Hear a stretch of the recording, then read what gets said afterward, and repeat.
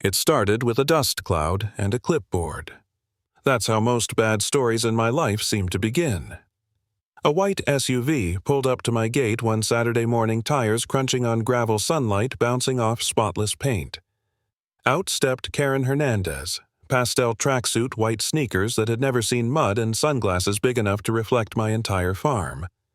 She looked around like she was inspecting a crime scene. "We need to talk about your animals," she said. I leaned on the fence post, wiped sweat from my forehead, and tried to keep my temper in check. "You mean the cows that have been here since before your subdivision even existed?" That didn't go over well. Her lips tightened. "We'll see what the HOA thinks about that." That's when I reminded her very calmly, the HOA's authority ends at the paved road. My driveway's gravel. She didn't like that either. She got back in her SUV, spun the tires, and left me in a cloud of dust. I figured that was the end of it. Turns out that was just the opening act. The next morning, 2 guys in neon vests pulled up in a pickup with community standards patrol magnets on the side. They stepped out like they were about to issue speeding tickets.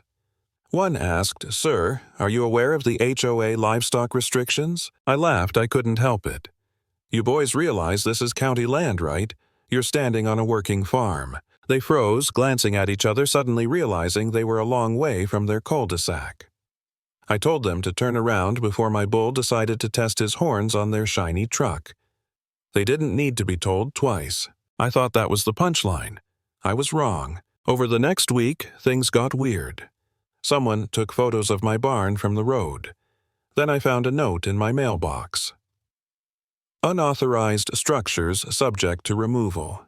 And then came the drone. A little buzzing thing hovering over my pasture while I was baling hay. I waved, waited for it to dip lower, then knocked it out of the sky with my shovel. When I picked it up, there was a sticker on the bottom, HOA Compliance Division. That was when I stopped laughing. I called the sheriff's office. Deputy Miller, a buddy I'd known since high school, came out to take a look.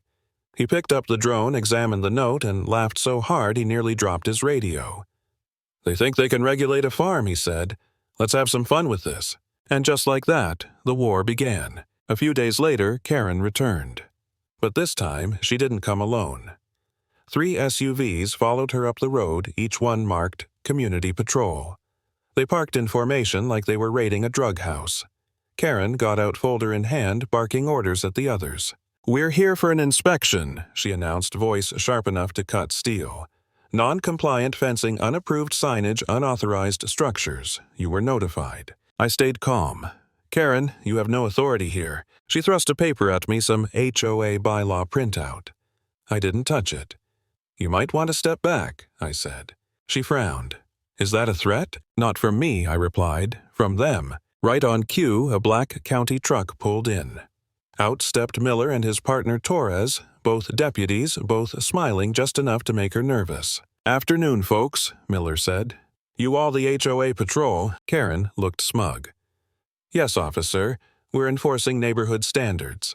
Miller handed back her ID. "Ma'am, you realize this property isn't under HOA jurisdiction." Her smile cracked. Torres pointed at this gravel drive. "Your community ends there. This here's agricultural land protected under farm exemption laws, which means right now you're trespassing." Karen's voice went up an octave. "I'll have your badges for this." Miller grinned. "You're welcome to try. But first get back in your car and leave this man's property." They did one by one, silent as school kids caught cheating. Karen lingered last, glaring like she could burn my barn down with her eyes. I gave her a polite little wave. "Thanks for stopping by, neighbor," but I should have known she wouldn't accept defeat. The next week, I found an envelope in my mailbox, fake letterhead Neighborhood Compliance Division, $500 fine for unauthorized livestock operations, payable to the HOA. I nearly choked laughing. Miller told me to save everything. "We're building a file," he said. Then came the Facebook smear campaign, fake profiles posting about my neglected animals and unsafe chemicals. I replied under my real name. "Those chemicals are fertilizer, Karen. You're welcome to read the label if you can get past the no trespassing sign." The post disappeared an hour later, but by then, screenshots were everywhere. People were starting to see who she really was. Still, I'd be lying if I said it didn't wear me down. Every day, another photo, another rumor, another inspection. I'd wake up wondering what new nonsense she'd come up with. One night I sat on the porch watching the sunset and thought, maybe I should just ignore it all. Let her win, who cares? But then I remembered my grandfather, the man who built this farm back in the 60s with his own 2 hands. He used to say, never let anyone draw a line through your land and call it theirs. That got me back on my feet. So when she showed up again at 3 in the damn morning, I was ready. The dogs went off first, growling near the fence line. I grabbed my flashlight and phone. Out there in the fog, I saw movement, 5 people in reflective vests. Karen stood in the middle, pointing and shouting, clipboard raised like a sword. I walked toward them slowly, camera rolling. Morning, I called out. You folks, lost again. Karen spun around, startled, but trying to sound official. We're conducting a safety inspection, she snapped. At 3 a.m., I asked. Safety doesn't have a schedule, she barked. I raised my phone. Smile, you're being recorded for the sheriff. 2 of her guys bolted immediately, sprinting toward their cars. Karen froze, trembling. My dogs came up behind me, growling low. You should leave, I said quietly, now. She backed away, muttering something about legal oversight, then vanished into the fog. The next morning, Miller watched the footage over coffee at my kitchen table. He rubbed his temples.